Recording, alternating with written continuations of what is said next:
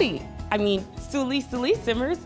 Welcome back to Behind the Sims, our community series dedicated to giving you all peeks behind everything that's happening in the Sims franchise.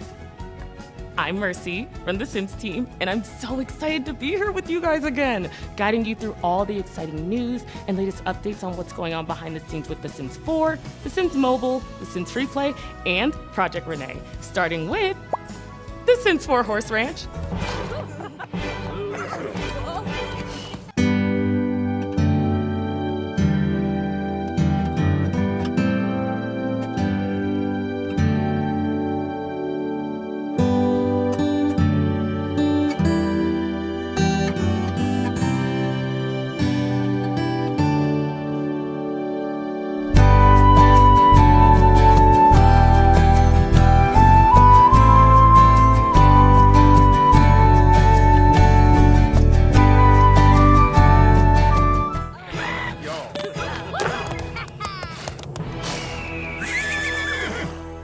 How cool! Naturally, after all that, I had to bring to the couch the production director who took the reins behind these hooved editions. Simmers, if you hadn't had the pleasure, meet Joanna.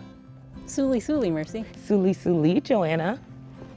Okay, so I heard through the nectar vine that this is a really exciting moment for you and can see that. So tell us about yourself. Yeah, I'm really excited to be here. I'm personally a huge fan of horses. I've been a fan of them all my life. I was born and raised in Kentucky, where horses are a huge part of the state's identity. Okay, so I heard that the team got to horse around a little bit in the development of this pack. You want to elaborate more on that? Yeah, we made a couple of trips out to a local equestrian center. I really wanted the team to experience horses firsthand and simply be with them. Horses, they're incredible animals, and our relationship with them has changed the course of our history. So this might be obvious, but why horses? Players have been asking for horses for a really long time. We wanted to make sure that they had the quality and attention that they needed, that players want, and that horses deserve.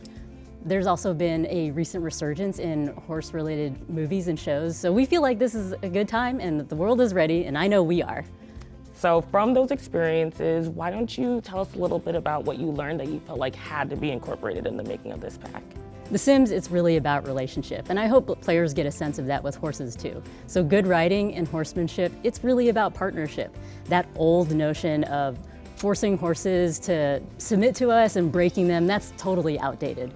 The healthier approach is seeing horses as partners rather than tools. So in this pack, you'll find that building a strong relationship with the horse makes for happier training, and it's better for the horse and it's better for the rider. Ooh, okay, so tell me, what are you most excited about when it comes to horses? Yeah, there's so much to be excited about. You can create horses right from the start, straight from Create a Sim. There's more than 30 breeds to choose from, and they're really customizable, just like with cats and dogs. I love making horses because you can get so detailed if you want to. Learning to ride is hilarious because of our talented animation team, and even kids can ride. If you want to build agility skill, there are barrels that you can race around in barrel racing style, so it's a lot of fun. So let's say you want to hop off the saddle. What are the most exciting parts about this pack? Yeah, there's a ton to do even outside of the horse gameplay, so you can do things like take care of adorable mini goats and mini sheep. You can craft your own nectar, and you can host events where neighbors can come over and check out your animals. We're looking forward to sharing more gameplay on July 6th.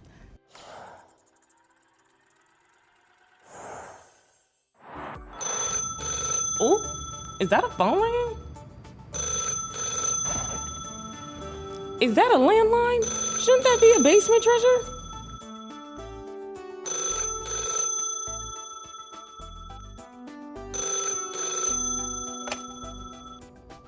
Suli? Yibs, it's Mercy, but I'm in the middle. It's about the community voted kids. Of course I voted. No, I won't tell anybody. I'm gonna tell y'all. Uh-huh. Oh my gosh, that is so exciting. I'm gonna tell everybody right now. Y'all, hot off the shelf phone, the winning style kit theme is goth fashion. And the winning build kit theme, medieval castle.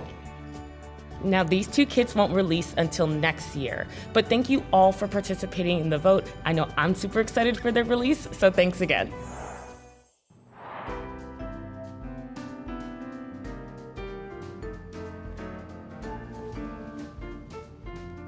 had to get comfy for this next segment. Welcome to Smore Lore, where we'll bite into the many histories and mysteries of the Sims series, starting with Katrina Caliente.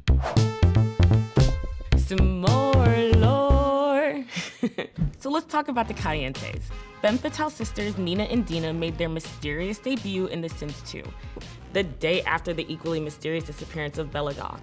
With a family tree of dead relatives, including alien ancestry and a lack of aging across the franchise, the Caliente twins have always sparked questions. But the main question that now surrounds this household, who the is Katrina Caliente? Now, Katrina showed up out of nowhere, joining the Caliente household in The Sims 4 as the proclaimed matriarch of the twins. Emphasis on proclaimed, because if there's one thing we can guess about this bodied redhead, it is that she may not be the twins' birth mother. That should go to the late Nick Hot Caliente, who was already in the grave when the girls were first introduced back in The Sims 2. Still, in The Sims 4, Katrina is the mother of the twin girls, confirmed by their looks and the current family tree. But can we really trust this household? Who's to say the girls wouldn't whip up another mother through, I don't know, cloning? After all, cloning is canon to the Sims universe, and in The Sims 4, clones can be used for just about anything, including household fillers. Hint, hint. Katrina Caliente could just be the hot girl mom the girls wanted to grow with, and poor Katrina is just trying her best to be the mother she was created to be in a household that never really understood the concept of boundaries. Looking at you, Nina and Dina. Overall, there are very few clues into who Katrina Caliente might be, especially in The Sims 4. But who knows? Maybe as this universe continues to grow, we'll discover the truth, and if we do, we'll enjoy another s'more while looking more into the lore of this heated household.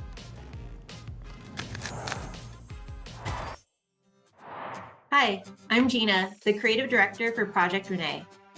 I spend my time thinking about how players will interact with this game and what sort of gameplay, content, or narrative we'll need in order to bring it to life. We're building many different elements of this game in parallel, almost like prepping all of our ingredients before we could bring them together and bake a cake. We've got a team of people around the world working on Project Renee, and we are so excited to give you an early look at what we've been up to. Shall we talk about lighting? Lighting has a massive impact on the look of the game. So we're exploring some new lighting technologies that will enable us to create highly customizable spaces and let players tell emotionally resonant stories that'll look great on your computer and on your phone. Our vision for animation is driven by the phrase, read the room, which means we want players to know how our Sims feel and what they're thinking just by how they behave. This means we need to support a variety of attitudes, emotions, and postures that need to work across our objects and socialization. Sims don't just live at home. They also exist in a broader neighborhood full of Sims. So we made some simple prototypes to explore what these Sims do during the day, where they go, what they see, and the schedules and routines that they have as they mill about the neighborhood with you. Games begin in a very basic state before all of the 3D models, animations, audio, and scripted behaviors converge. Slowly but surely, we are bringing our ideas to life with our first version of the simulation. This entails Sims navigating their home and interacting with objects to satisfy their needs. We cannot wait to show you even more. Hairstyles, how they contribute to our look and how we present ourselves is so important, and it's really no different for Sims. We're trying to figure out how to model a wide variety of styles across the broad range of humanity and unlock options like flexible coloring. Socialization is fundamental to the experience in The Sims, but you gotta admit, sometimes there's a lot to follow. Like, Sims are animating, they're throwing thought balloons, there's the UI to follow. So right now, we're actually experimenting with how little can we get away with.